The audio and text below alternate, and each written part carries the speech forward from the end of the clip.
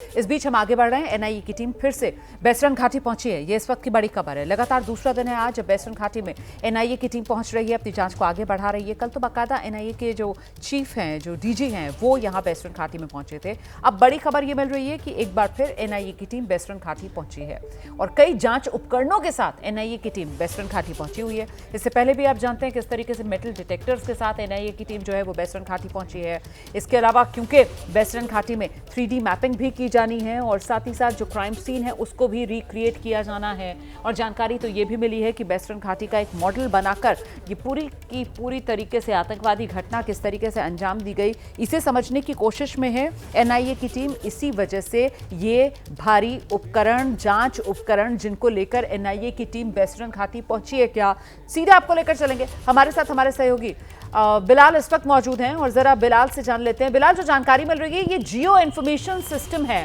इसकी मदद से वीडियोग्राफी की जा रही है, जरा इसके बारे में बताइए। ये जियो इंफॉर्मेशन सिस्टम जिसकी मदद से वीडियोग्राफी हो रही है, क्या होता है ये?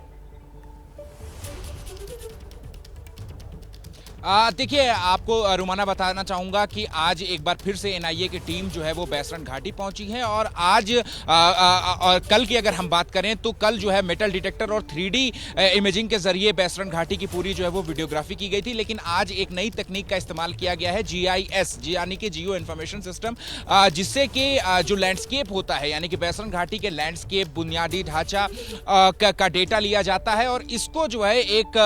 स्क्रीन पर मानचित्रण के जरिए है वो दिखाने में और समझने में, इसके अलावा जो जियोलॉजिकल कॉन्टेक्स्ट यानी कि भौगोलिक स्थिति को समझने के लिए इस तकनीक का इस्तेमाल जो है वो यहां पर एनआईए की तरफ से किया जा रहा है। इसके अलावा और भी चीज अगर मैं आपको बताऊं तो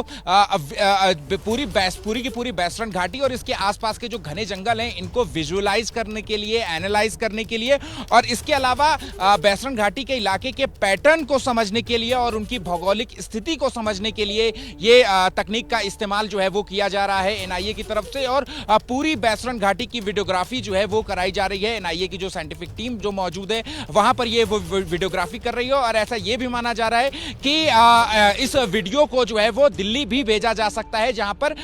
जो और भी जो एनआईए से जुड़े हुए और बाकी की जांच एजेंसियों से जुड़े हुए जो फॉरेंसिक एक्सपर्ट हैं वो भी इस वीडियो को एनालाइज करके जो है वो अपना इनपुट दे सकते हैं। और सबसे बड़ी बात जो इस तकनीक के जरिए जो मदद मिलेगी, क्योंकि जैसा कि मैंने बताया कि बेसरन घाटी के आसपास की जो भौगोलिक स्थिति है, बड़े बड़े पेड़ हैं, बड़ी बड़ी गहरी गहरी गुफाएं हैं और उन गुफाओं को समझने के लिए और आतंकियों ने कौन से रास्ते का इस्तेमाल बेसरन घाटी में किया था और कौन से रास्ते का इस्तेमाल आतंकियों ने बेसरन घाटी में हमले को अंजाम देने के बाद किस रास्ते से वो एग्जिट ली थी उन्होंने और किन किन रास्तों का इस्तेमाल करके वो घने जंगलों की मदद से ओट लेकर के और गुफाओं में हाइड आउट बना सकते हैं। इन सब चीजों को समझने के लिए ये जो तकनीक है GIS, उस तकनीक से आज पूरे बेसरन घाटी की वीडियोग्राफी जो है वो की जा रही है। आपको बता दें कि आपका इस तमाम जानकारी के लिए बिलाल, नजर बनाकर रखेगा, जैसे कोई और अपडेट होगा फौरन दर्शकों तक पहुंचाएंगे। तो एनआईए की टीम आज एक बार फिर बेसरन घाटी में मौजूद है और इस बार जांच उपकरण जो GIS सिस्टम होता है, जियो इंफॉर्मेशन सिस्टम, उसके जरिए वीडियोग्राफी कर रही है एनआईए की टीम।